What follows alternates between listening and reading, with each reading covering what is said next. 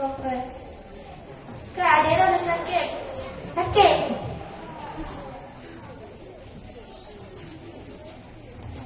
Assalamualaikum. Waalaikumsalam. Rupanya adik orang sakit. Kenapa? Cuba mana dah telefon je. Aku di dapur aku pulang tu bersama ayah aku. Kenapa? Baik tak sakit. Oh, dia cik lagi yang tunggu nanti kau mungkin dia kalah juga nak pergi rumah.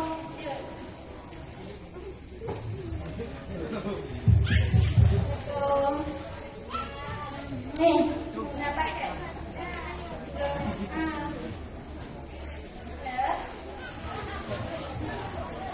Nah, Umi.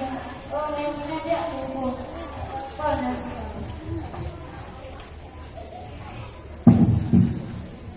Siangnya si Halimah langsung menelpon.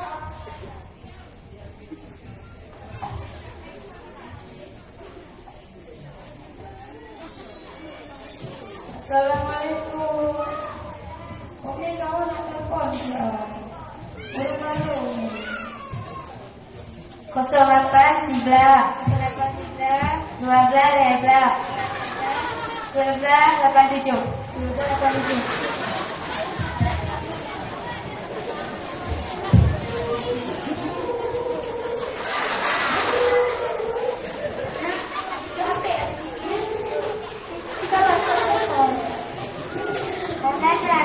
baik tak agak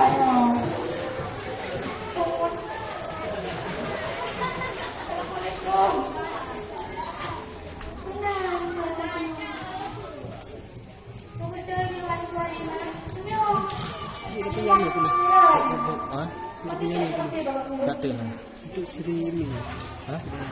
lagi nyong si abah nyong Dia hanjut disuruh.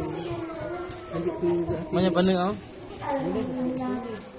gula rancak. tenang